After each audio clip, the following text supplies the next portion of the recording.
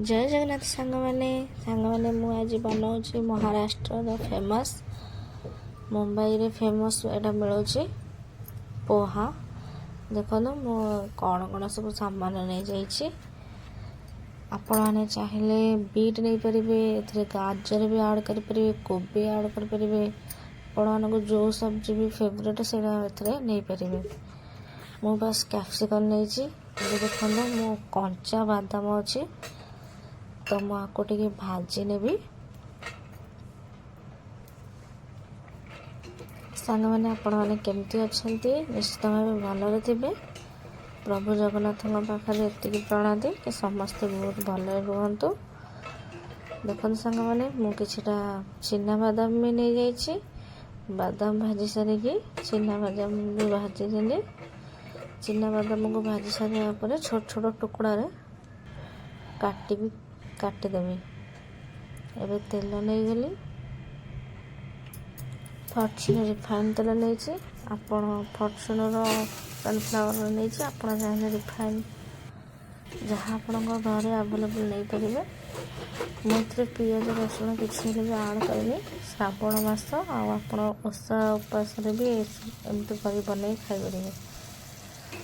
Sorry सांग मैंने मु गोटे हाथ में भिड़ कर तो किसी मिस है तो आपण मैंने तेल गरम करने दीटा कंचा लंका नहीं पकईदेली जीरा गोटा जीरा पकईदेली फुटीगला कैप्सिकम को देदेली। कैप्सिकम टिके गरम माने गड़ा गड़ी कर सारापर कैप्सिकम को से खिसमिस नहीं जी नहींगली आ बादाम चिना बादाम सब देदेली।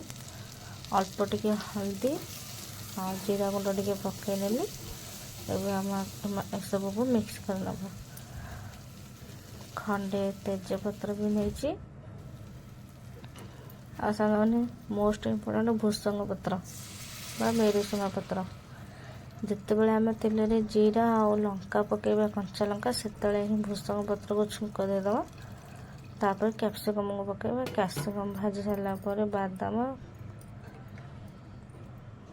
चिना बादाम आ तेजपत्र खिसमिस को देदबा। देगी भजा भजी कर सारा पर एवं पानी देकी सीझापी टे रखीदबा। स्वाद अनुसार लुण नहीं देखो ये नहीं चूड़ा तो चूड़ा को देखी पानी देवे कहीं चूड़ा भी आड हम लुण देदे आड करदे देखिले आपण मैंने केमती सीझी जाइए। तो ये आम भाजिकी रखी चूड़ा बा पोहा को ए आड करनवा। मध्य किसी देखनी कहीं ये बर्तन टा बहुत चिकन तो खसी जाऊँगी आ गोटे हाथ में फोन आ गोटे हाथ में भिडियो कला सब रोषे कला सब मत असुविधा हो। देखो गैस रू पूरा खसी जाऊँगी बर्तन टा बहुत चिकन हो तो बहुत असुविधा हो। तथापि जी पारी आपण मानक देखली आपण मैंने करके थे एमती मुंबई रो फेमस पोहा करके खातु।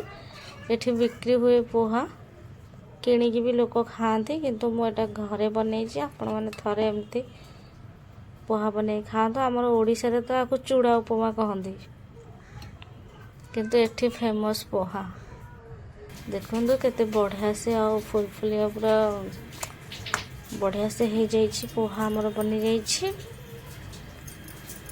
लगुनि पूरा हाथ में भी